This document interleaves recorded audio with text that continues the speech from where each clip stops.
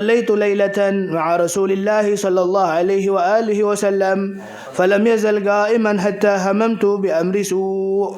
قيل له وما هممت به؟ قال هممت أن أقعد وأعدع النبي صلى الله عليه وسلم. بسم الله الرحمن الرحيم. نوينا كما نوى آباؤنا وأجدادنا ورجالنا وشيوخنا الصالحون على أن الله يدخل نيتنا في نيتهم وأعمالنا في أعمالهم وقراءتنا في قراءتهم، وأن الله تعالى يفتح علينا فتوح العارفين على هذه النية وكل نية صالحة، وإلى حضرة رسول الله صلى الله عليه وآله وسلم بسر الفاتحة. أعوذ بالله من الشيطان الرجيم. بسم الله الرحمن الرحيم. الحمد لله رب العالمين الرحمن الرحيم ولا الضالين. بسم الله الرحمن الرحيم. السلام عليكم ورحمة الله تعالى وبركاته. الحمد لله رب العالمين، والصلاة والسلام على حبيب رب العالمين سيدنا محمد وعلى آله وأصحابه ومن تبعهم بإحسان إلى يوم الدين. سبحانك لا علم لنا إلا ما علمتنا إنك أنت العليم الحكيم، وتب علينا إنك أنت التواب الرحيم. اللهم علمنا ما ينفعنا وانفعنا بما علمتنا وزدنا علما. اللهم أرنا الحق حقا وارزقنا اتباعه، وأرنا الباطل باطلا وارزقنا اجتنابه، واجعلنا ممن يستمعون القول فيتبعون أحسنه، وأدخلنا برحمتك يا أرحم الراحمين. ثم أما بعد. Hadirin wal hadirat yang dirahmati oleh Allah Subhanahu wa taala, akhussu bidzikr segenap para habaib zuriyah Rasulullah sallallahu alaihi wa alihi wasallam, khususnya kepada Fadilatul Syekh Al-Habib Al-Alim Ad-Da'i ilallah Al-Habib Ja'far As-Sadiq. Beliau dikenal di Sampit dengan nama Ja'far, dan di kota Bondowoso bernama Sadiq. Nama panjang beliau Ja'far As-Sadiq Ibn Habib Abdurrahman Al-Kaf, yaitu selaku guru kita bersama. Kita doakan semoga beliau Allah panjangkan umurnya, Allah sehatkan badannya, Allah Subhanahu wa taala mudahkan langkahnya. Amin ya rabbal alamin. Dan juga kepada Fadilatul Habib Khalid bin Idrus Al-Kaf, dan juga kepada Habib Syarif Al-Gadri, dan juga bersama kita Al-Habib Haikal, yang dimana Haikal ada dua, jadi kami biasa memanggil beliau dengan nama Habib Munzir, yang dimana harapannya semoga beliau tayammunan atau tafaulan bil ism, semoga beliau akhlaknya sebagaimana Habib Munzir. Amin ya rabbal alamin. Dan juga kepada Habib Bagir dan segenap habaib serta syarifah yang tidak bisa kami sebutkan namanya satu persatu tanpa mengurangi rasa hormat kami, rasa ta'zim kami kepada mereka seberataan. Semoga kita berkumpul dengan mereka bisa menarik sebuah perhatian dari Nabi Muhammad sallallahu alaihi wasallam, karena al-mar'u ala dini khalilih, bahwa seseorang ini tergantung dari peran temannya. Ketika kita berteman dengan orang yang saleh, apalagi kita berteman dengan mereka yang memiliki sebuah aliran darah ataupun jalan nisbat darah kepada Rasulullah, yaitu anak cucu beliau. Semoga kita dapat perhatian Nabi sehingga Nabi bisa memberikan syafaatnya kepada kita. Amin ya rabbal alamin. Yang tak lupa juga kami hormati, kami muliakan segenap para asatidzah, para pewaris Nabi besar Muhammad sallallahu alaihi wasallam yang alhamdulillah turut menghiasi majelis ini, yang beliau hadir, bahkan ada yang jauh benar. Beliau hadir ke tempat ini, salah satunya adalah Fadilatul Ustad Asy-Syeikh Guru Muammir, yang beliau dari Lempuyang. Jadi ketika beliau datang ke majelis ini, buhan pian sudah guringan, Sidin belum sampai ke rumahnya. Amun Sidin datang ke majelis malam Senin, buliknya Sidin kadang subuh baru sampai ke Lempuyang. Kenapa Habib? Karena yang menyetir kadang ngebut. Kita doakan mudahan kawan-kawan kita yang hadir dari tempat-tempat di luar Sampit, mudahan Allah Subhanahu wa taala jadikan langkahnya penuh dengan keberkahan sehingga menyebabkan tumpahnya anugerah Allah kepada mereka, sehingga hajat-hajat mereka dikabulkan oleh Allah Subhanahu wa taala. Amin ya rabbal alamin. Kepada Al-Ustaz juga, Al-Ustaz Mukhlis selaku KUA. Apa Ustaz antum Ustaz? Ketua MUI di daerah Teluk Sampit.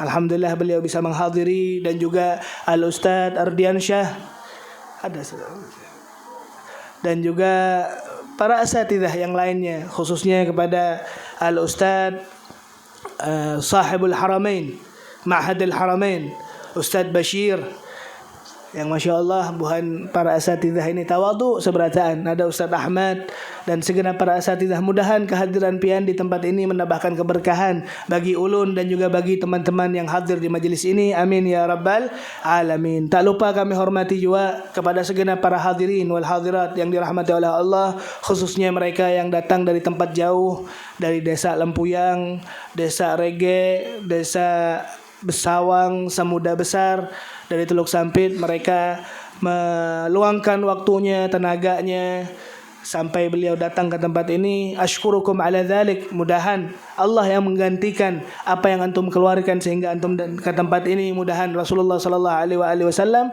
menjadi tujuan kita bersama, sehingga terlihatnya sesuatu yang berupa keseriusan dari perjuangan. Ketika kita serius dengan cinta kita kepada Nabi, niscaya kita akan memperjuangkan hal tersebut. Mudahan perjuangan kita tidak sia-sia di mata Allah Subhanahu wa taala dan mata nabinya. Amin ya rabbal alamin. Dan segenap para hadirin yang dari Sampit, alhamdulillah kita bertemu kembali setelah lama kita tidak bertatap muka seperti ini. Alhamdulillah dengan pertemuan kali ini mengobati rasa rindu kita dengan majelis, rasa rindu kita dengan buhan pian seberataan. Mudahan wajah-wajah yang kita lihat pada hari ini, semoga kita bertatap muka juga nanti di surga Allah. Amin ya rabbal alamin. Hadirin yang dirahmati oleh Allah, malam hari ini bertepatan pertemuan pertama di tahun ini ataupun di ba'da Ramadan. Kita bisa berkumpul kembali selajur. Ini adalah merupakan sebuah pembukaan kembali Majelis Riyadhus Shalihin yang insyaallah akan diadakan setiap minggunya. Tayyib. Dan alhamdulillah pada kesempatan kali ini Allah Subhanahu wa taala juga memberikan kepada hamba, kepada Al-Faqir pendosa ini untuk al-wafa. Apa al-wafa ini? Perhatian. Al-wafa ini pengertian. Al-wafa ini kesetiaan. Al-wafa dengan apa? Dengan apa yang telah diperjuangkan oleh Sayyidil Walid Al-Habib Idrus bin Abdul Qadir Al-Khirid, bahwasanya apa yang telah diucapkan oleh Nabi besar Muhammad sallallahu alaihi wasallam ketika seorang hamba telah tiada, ketika seseorang telah meninggal, maka segenap amalnya telah terputus. Terputuslah amalan dia yang biasanya ketika dia setiap harinya dia bisa bersedekah, tapi ketika dia meninggal terputuslah amalan tersebut. Maka kata Nabi Muhammad sallallahu alaihi wasallam, inqata'a amal ibnu Adam, idza mata ibnu Adam inqata'a amaluhu illa min thalatha, kecuali 3 perkara. Di antara 3 perkara tersebut adalah sedekah jariyah, sedekah yang jariyah. Di antara tersebut adalah ilmu yang bermanfaat, dan di antara itu yaitu waladun salihin yad'u lahu, yaitu adanya seseorang anak yang dia perhatian, yang dia birrul walidain, yang dia memikirkan kemaslahatan orang tuanya walaupun setelah tiadanya orang tuanya. Dia berdoa kepada Allah, maka ketahuilah kata Nabi besar Muhammad sallallahu alaihi wasallam, doa tersebut pasti terkabulkan dan menjadi sebuah amalan yang bisa diberikan kepada orang tuanya. Maka alhamdulillah pada kesempatan kali ini Al-Faqir bisa mengadakan haul Al-Walid Al-Habib Idrus bin Abdul Qadir Al-Khirid. Semoga kita mendapatkan keberkahannya. Amin ya rabbal alamin. Ibadallah yang dirahmati oleh Allah, Rasulullah sallallahu alaihi wasallam menyebutkan dalam hadisnya, beliau mengatakan uzkuru mahasina mautakum. Uzkuru, sebutkanlah apa yang disebutkan tentang hal yang berhubungan dengan kematian. Ada sanak saudara kita meninggal, maka yang pantas untuk disebutkan, yang pantas untuk diceritakan adalah sebuah kebaikan yang pernah dia lakukan. Maka hati-hati, kadang ketika ada sanak saudara kita meninggal, tapi gibahannya pun masih ada walaupun dia meninggal. Itu kada boleh kata Nabi besar Muhammad sallallahu alaihi wasallam, walaupun orangnya telah tiada. yang dianjurkan oleh Nabi besar Muhammad apa? Sebutkan kebaikannya. Maka izinkan Al-Faqir, Al-Haqir ila Allah untuk menjelaskan sekelumit tentang kehidupan Al-Walid Al-Habib Idrus bin Abdul Qadir Al-Kharit. Ayahanda Al-Faqir merupakan sebuah kunci besar bagi keberadaan Al-Faqir di mata kalian sekarang. Bahwa Al-Faqir telah diperjuangkan mati-matian oleh Al-Walid Al-Habib Idrus bin Abdul Qadir Al-Kharit. Perjuangan yang kadang apa yang dikatakan oleh kami sebelum-sebelumnya, bahwa keberhasilan itu tidak akan bisa digapai tanpa perjuangan. Maka Al-Walid Al-Habib Idrus bin Abdul Qadir Al-Kharit, beliau ini ibu bapak yang dimuliakan oleh Allah, memiliki sebuah prinsip di dalam kehidupannya. Apa prinsipnya? Bahwasanya tidak ada hal yang berupa kemuliaan kecuali dengan agama. Maka beliau meyakinkan kepada dirinya dan kepada Ummi Al-Faqir ketika Al-Faqir masih belum ada di dunia, bahwasanya beliau bernazar kepada Allah, jikalau beliau diberikan sebuah keturunan ataupun seorang keturunan nantinya, maka sudah ditetapkan bahwa orang tersebut akan masuk pondok, yaitu Al-Faqir. Maka ibadallah, bahwasanya pendidikan terhadap anak ini hal yang tidak mudah, penuh dengan kesabaran. Bahwasanya bibit yang tumbuh tidak akan bisa kita ambil manfaatnya kecuali dengan adanya riayah, perhatian penuh, sehingga bibit tersebut akan besar sehingga timbullah di dalam pohon tersebut buah-buahan yang bisa diambil manfaatnya. Maka tidak gampang untuk mendidik seseorang anak. Maka ibadallah yang dimuliakan oleh Allah, ketika Abdul Faqir memasuki pondok pesantren setelah lulus SD, karena Al-Faqir di rumah sampai SD, sampai kelas 6 SD, sehingga setelah kelas 6 SD Al-Faqir diberangkatkan ke pondok pesantren Darul Lughah wad Dakwah yang ada di Bangil. Di situ ada satu maqta, bahwasanya perhatian Al-Walid Al-Habib Idrus bin Abdul Qadir Al-Kharit sangatlah besar kepada anaknya. Banyak anak-anak yang diserahkan ke pondok pesantren, orang tuanya tidak begitu perhatian. Itu berbeda dengan prinsip yang telah didalami oleh Al-Walid. Maka beliau ibadallah dari kediamannya yaitu Sumeneb di Bangil, kurang lebih perjalanan sekitar 200 sampai 250 kilo, anggaplah Sampit Palangka. Abah Ulun punya azam tinggi, punya semangat dan perhatian yang tinggi, sehingga beliau katakan bahwa setiap setengah bulan sekali diriku harus ada di pondok pesantren. Bukan hanya untuk memberikan harta, bukan hanya untuk memberikan uang jajan, karena memang uang jajan dibutuhkan oleh santri. Cuman perhatian dari orang tua sangat dibutuhkan juga oleh santri. Sehingga itu yang dipikirkan oleh Al-Walid. Beliau berangkat setiap setengah bulan sekali, 2 minggu sekali beliau berjalan, yang bukan memakai mobil, tidak memakai bis. Beliau berangkat menggunakan sepeda motor. Dalam umur beliau yang tua, bukanlah muda, karena perbedaan umur Al-Faqir, Al-Walid menikah ini di umur beliau 40-an. Sehingga jauh jarak antara ulun dengan abah ulun. Jadi ketika umur beliau di atas 50-an atau bahkan mendekati 60-an, beliau masih menggunakan sepeda motornya di dalam menyambangi anaknya setiap setengah bulan sekali. Kalau anak muda mungkin dia akan mengatakan biasa saja karena dirinya masih muda.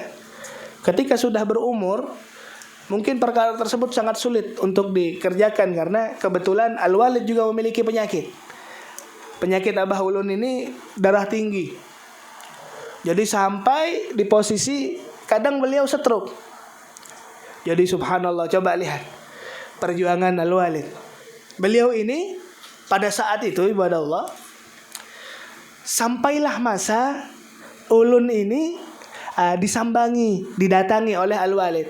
Sedangkan Al-Walid di rumah, yaitu abah ulun di rumah, itu lagi garing. Garingnya apa? Stroke. Kaki sebelah ini, kaki kiri sebelah ini mati karena stroke. Gimana? Kaku. Cuman coba lihat perhatiannya, coba lihat keseriusannya dan kesungguhannya. Apa yang dilakukan oleh beliau? Beliau tetap berangkat. Waktu itu motor yang dipakai itu motor Revo, bukan motor Matic. Tahu motor Revo yang pakai gigi? Jadi ibadah Allah, karena kaki kiri ini tujuannya kan untuk ngoper gigi. 1, 2, 3. Sedangkan kaki kiri beliau kaku. Jadi yang dilakukan beliau apa? Beliau ambil tongkat, ikatkan ke gigi tersebut, dan setiap berjalan ketika mengubah gigi pakai tangannya. Perjalanan 250 kilo hanya untuk menyambangi anaknya.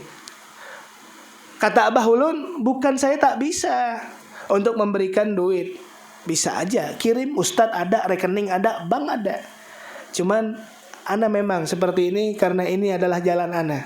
Ana meminta kepada Allah dengan keseriusan hamba sebagai orang tua untuk mengharapkan anak ini berhasil, sehingga beliau laksanakan itu. Antum tahu? 4 kali jatuh, 4 kali di Madura saja, sampai diketemukan orang. Dan alhamdulillah sampai aja ke pondok, sampai aja. Nah, ini merupakan sebuah bentuk bagaimana himmahnya, himmatur rijal tuhdimul jibal. Bahwa semangatnya seseorang laki-laki ini, semangatnya kita ini, hancur gunung bisa kita hancurkan dengan semangat kita. Maka dari itu, apa yang pelajaran yang bisa kita petik pada sebuah season ataupun cerita sekelumit dari cerita Al-Walid? Bahwa perjuangan, keberhasilan tak akan bisa digapai tanpa dengan perjuangan. Itu yang pertama. Terus yang kedua, bahwasanya perhatian kita kepada tarbiyah, pendidikan anak itu sangatlah penting. Allah katakan dalam Al-Quran yang menjadi sebuah ucapan yang sering diucapkan oleh Nabi besar Muhammad ketika beliau khutbah.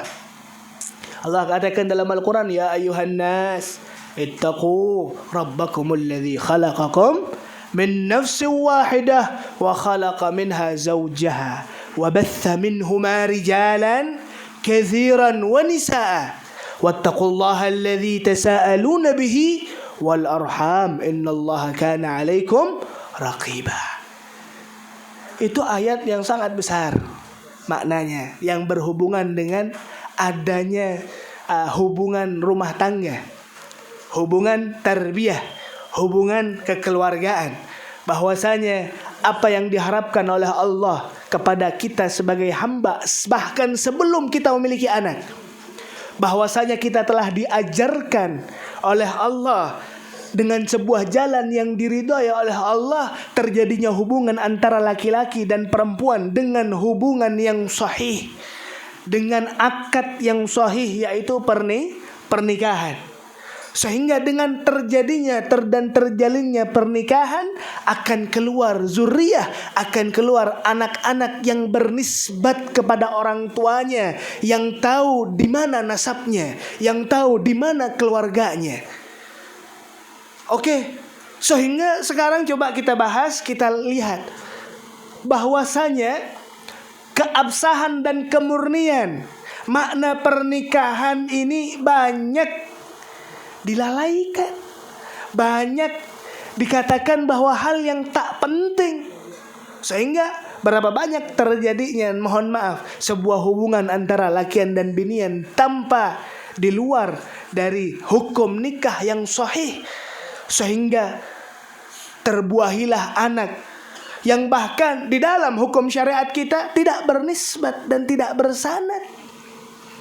Secara hukum syariah, secara hak kepada anaknya tetap wajib, karena tetap itu adalah ciptaan Allah yang suci.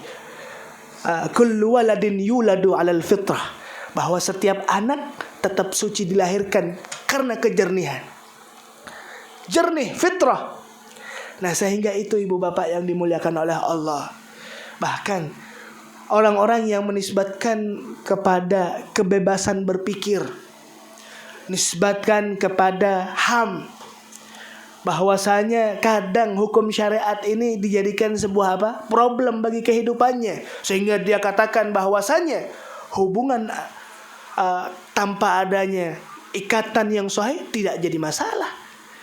Bahkan di luar sana apa yang ditekankan ketika dia tidak mengikuti jalan Allah? Apa? Antara binian dengan binian tak jadi masalah, bisa menjadi keluarga. Antara lakian dengan lakian pun tak menjadi masalah, dan itu bisa dikatakan itu adalah satu keluarga. Itu merupakan sebuah problem. Karena apa?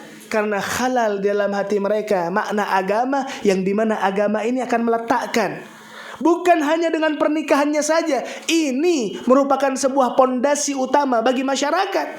Tidak ada masyarakat kecuali ada keluarga. Ketika ada keluarga, ada masyarakat. Ketika adanya masyarakat, ada peradaban. Dan bagaimana ketika hancurnya makna kekeluargaan ini, maka hancurlah daerah tersebut. Itu pasti. Itu makna dari Allah, yang Allah katakan dalam Al-Quran yang saya sebutkan tadi. Dengan adanya pernikahan yang sahih, dia akan mengerti di mana pamannya. Dia akan mengerti di mana yang dikatakan orang tuanya. Dia akan mengerti mana saudaranya. Sehingga dari situlah mereka belajar untuk menghargai makna keluarga. Sehingga di antara saudara demi saudaranya, dia akan menghormati satu dengan yang lainnya. Makna paman, yang dikatakan paman merupakan orang tua kedua. Abu Talib radhiyallahu ta'ala anhu, beliau sampai dikatakan oleh Nabi Muhammad sebagai orang tuanya. Istri dari Abu Talib yang bernama Fatimah, beliau mengatakan apa Nabi Muhammad? Dzaka ummi ba'da ummi. Bibiku adalah ibuku setelah ibuku. Karena Rasulullah sallallahu alaihi wasallam dilahirkan sebagai seorang yang yatim, dibesarkan sebagai seorang yang yatim piatu. Maka dari itu ibadallah, jangan remehkan makna keluarga. Jangan remehkan makna pendidikan dalam keluarga. Sehingga Nabi besar Muhammad sallallahu alaihi wasallam pun mengerti terhadap makna ini. Sehingga siapa yang paling cocok dan pantas untuk ditiru ketika mereka membenahi keluarganya? Tak lain dan tak bukan adalah Nabi besar Muhammad sallallahu alaihi wasallam. Ajarkan anak ketika anak tersebut melihat bagaimana besarnya mereka akan besar dengan siapa? Dengan orang tuanya. Mereka tidak takut dengan apapun. Karena apa? Tidak tahu makna takut itu apa. Mereka tidak tahu apa yang harus ditakuti. Sehingga coba banyak dari ibu-ibu khususnya, yang dimana anak kecil halus, tanpa mengerti apa-apa, ayo awas ada hantu, ada hantu. Bahkan hantu pun tak tahu dalam dirinya apa itu. Cuman ketika diajarkan mindset, ditanamkan oleh ibunya, bahkan dia akan besar dengan perasaan takut dengan hantu. Nah, maka Nabi Muhammad SAW mengajarkan bagi mereka ketika mereka lahir dalam keadaan yang suci, mindsetnya mereka masih kosong, masih jernih. Kullu waladin yuladu 'alal fitrah. Maka ajarkanlah yang baik, apa yang dikatakan oleh Nabi, addibu auladakum bi thalathi khisal. Yang pertama kali yang diletakkan merupakan sebuah pelajaran utama bagi Nabi besar Muhammad kepada umatnya. Beliau mengatakan, tanamkanlah dalam hati anak itu. Apa yang ditanamkan? 3 perkara. Yang pertama apa? Bihubbi nabiyikum. Diajarkan mereka untuk cinta kepada Nabi Muhammad. Bagaimana caranya? Itu mindsetnya orang tua, tugasnya orang tua. Bagaimana cara kita menimbulkan rasa cinta kepada seseorang? Bahwa satu caranya, kita sering menceritakannya kepada anak kita. Ceritakan kepada anak kita. Apa yang diceritakan? Bahwa Nabi Muhammad ini adalah Nabi yang paling bungas. Nabi Muhammad ini adalah Nabi yang pertama yang masuk surga, yang dimana umatnya adalah umat yang pertama masuk surga. Nabi Muhammad ini qaid ghurrul muhajjalin. Nabi Muhammad ini sayyidul anbiya wal mursalin. Nabi Muhammad. Karena apa? Ketika itu terdengar sering oleh anaknya, maka timbul perasaan identik kepada sesuatu tersebut. Maka dari itu ibadallah, ini yang diajarkan oleh Nabi besar Muhammad sallallahu alaihi wasallam. Terus yang kedua apa? Bihubbi ahli baiti. Ajarkanlah kepada mereka Apa yang diajarkan setelah cinta kepada Rasulullah? Cinta kepada keluarganya. Ajarkan, kenalkan kepada mereka para habaib. Kenalkan kepada mereka juga para ulama. Kenalkan kepada mereka para kaum salihin, para orang-orang yang saleh. Bagaimana itu Habib caranya Habib? Itu merupakan sebuah PR yang membutuhkan tenaga dan waktu. Orang tua memiliki peran dua-duanya. Ayah memiliki peran, ibu memiliki peran. Ayah mungkin perannya mencari rezeki, cuman bukan hanya rezeki yang dibutuhkan oleh anak. Datangilah, ajaklah dia bermusyawarah, ajaklah dia untuk duduk dengarkan apa yang dia yang ada dalam hati dia. Kenalkan kepada dia para salihin. Ketika sebelum tidur, dongeng sebelum tidur biasanya. Nah, di situ masukkan, tanamkan, ceritakan bahwasanya Syekh Abdul Qadir Jalani ini seperti ini. Ceritakan Syekh Arsyad Al-Banjari seperti ini. Ceritakan fulan, alan, ulama-ulama kita sebutkan. Nah, sehingga tertanam dalam jiwa mereka cinta. Dan juga ajak mereka ke tempat-tempat yang baik dari kecil, dari masih halus, masih tidak memiliki pikiran yang matang. Ajak mereka ke masjid, kenalkan mereka kepada ulama, sehingga mohon maaf, didikan orang tua yang mereka didikkan, yang mereka praktekkan kepada anak itu merupakan sebuah jalan yang besar nanti ketika karakter anak ini ketika besarnya. Pegang. Alhamdulillah Al-Abdul Faqir ketika kecilnya kami diajak oleh abah kami kemana-mana, kepada maulid, tempat-tempat tertentu, tempat-tempat pengajian, sehingga tertanam dalam jiwa kami sesuatu yang ke arah sana. Karena itu yang telah kami diajarkan kepada kami dari kecilnya kami. Itu merupakan PR mencari makanan yang kita berikan kepada anak tersebut dengan sejernih-jernihnya, dalam makna tanda kutip halal.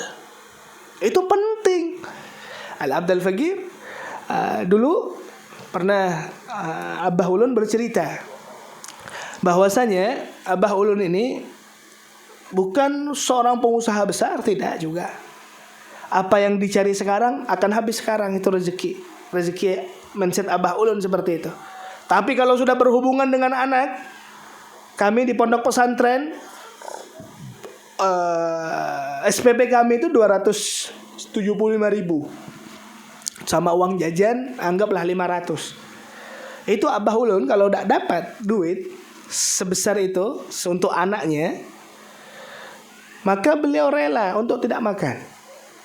Beliau cerita, beliau punya duit ini 450.000, perut dalam keadaan lapar. Apa beliau yang lakukan? Beliau bukan beli nasi bungkus. Apa yang dibeli oleh beliau? Beliau beli singkong di pinggir jalan. Yang penting asal masuk, asal ada makanan. Karena ini aku perjuangkan untuk anakku, sehingga mudahan bisa berjalan di jalannya Rasulullah Sallallahu Alaihi Wasallam. Ini merupakan sebuah perjuangan. Nah, didikan seperti ini yang diperlukan oleh anak-anak. Rasulullah Sallallahu Alaihi Wasallam memberikan sebuah mindset dan ajaran kepada kita.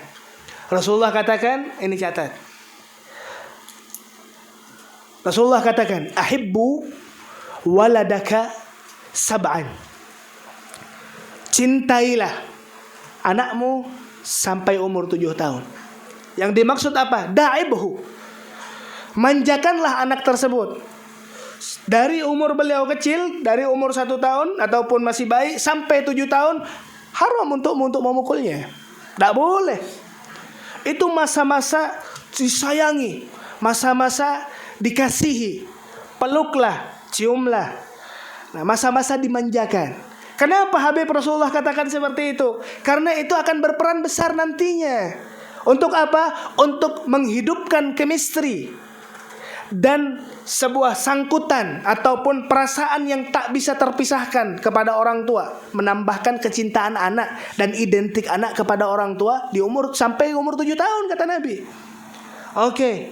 Sampai setelah itu Habib bagaimana Habib?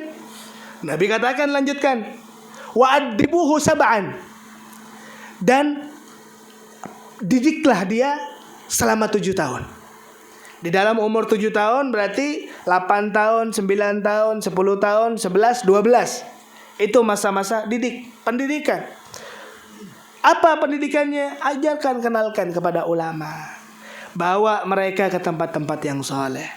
Ajarkan mereka bahwasanya perkara-perkara yang berbau, karena mereka wadah ibu bapak, di lingkungan kita ini bukan hanya baik saja, yang jahat juga banyak.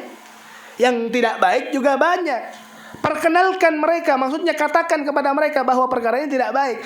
Hal yang seperti itu di dalam umur tersebut, selama pendidikan tadi, program pendidikan anak yang dikatakan 7 tahun yang dikatakan oleh Nabi itu akan membekas dalam dirinya. Nah setelah itu Habib, bagaimana Habib? Timbullah, besarlah dia. Mulai otak ini ataupun Allahumma shalli ala Muhammad, berkembanglah otak dan pikiran anak tersebut. 12. Apa yang dikatakan oleh Nabi nanti? Sahibhu sab'an. Apa sahibhu? Jadikanlah dia sebagai temanmu, bukan sebagai bawahanmu. Maksudnya apa? Kadang ada orang tua ini yang mengkucilkan anaknya, yang kadang tak menghargai anaknya.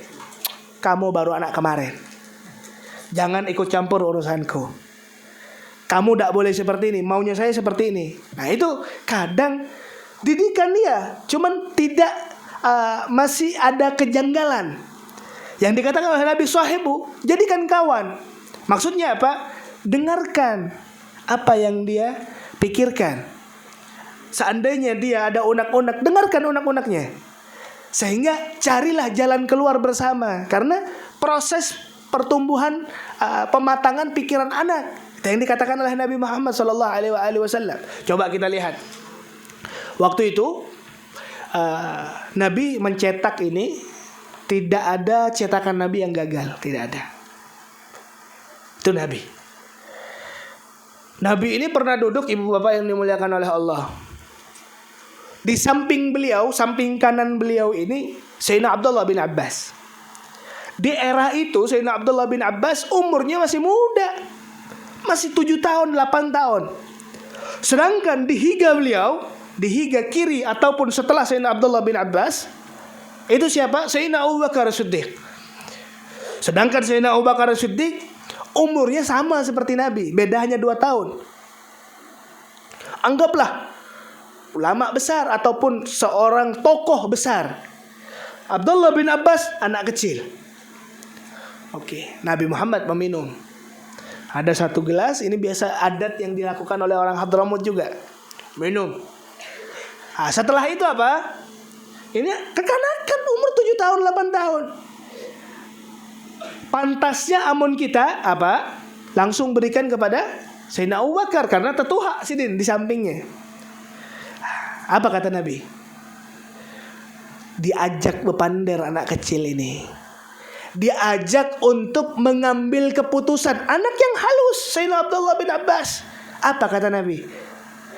Ya Abdullah, Ibn Abbas. Ada yang mengatakan ini Sayyidina Abdullah bin Abbas, ada yang mengatakan ini Sayyidina Fadl Ibn Abbas. Ya Ibn Abbas, ini wadah ini, air ini aslinya kalau mengambil sebuah kebiasaan Nabi, biasa habis minum di sampingnya. Ini aslinya untukmu. Nah, tapi di higa pian ini Sayyidina Abu Bakar.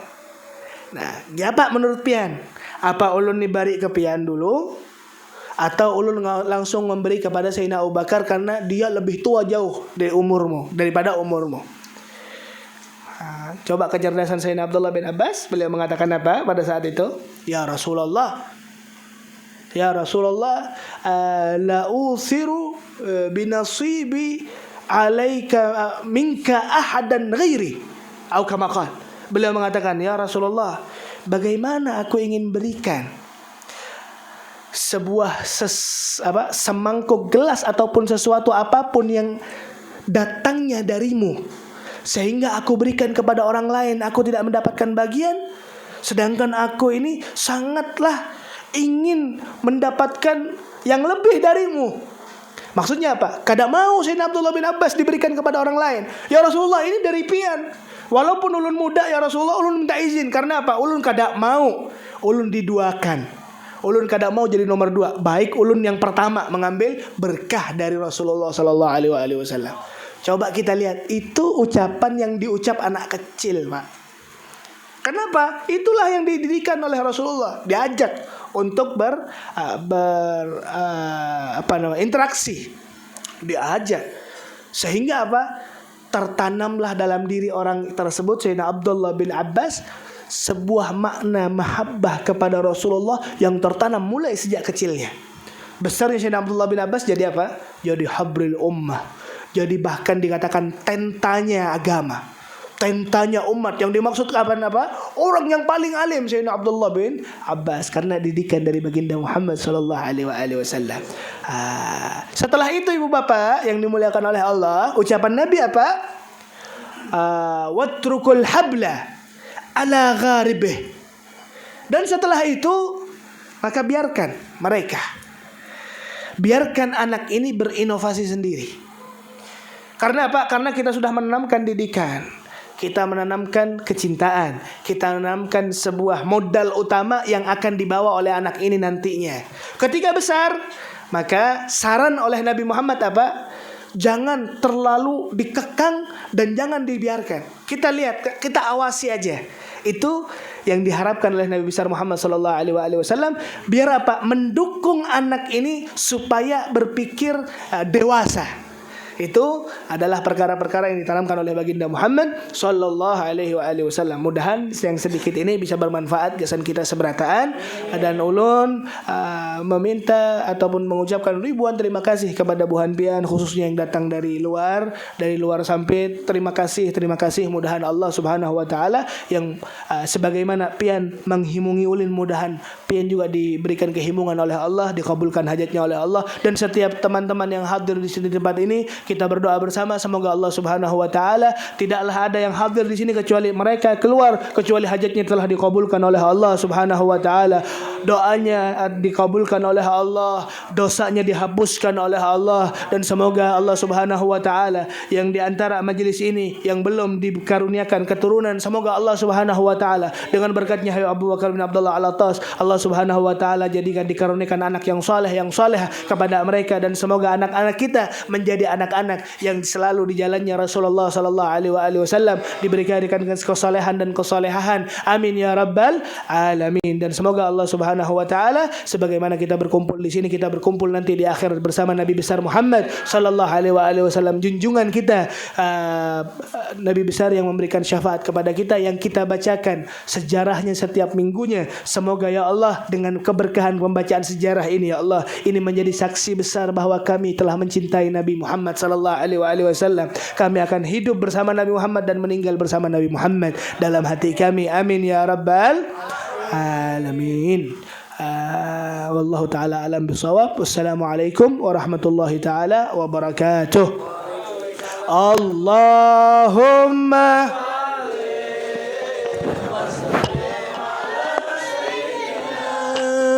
محمد صاحب البشرى صلاة تبشرنا بها وأهلنا وأولادنا وجميع مشايخنا ومعلمينا وطالبتنا من يومنا هذا إلى يوم الآخرة.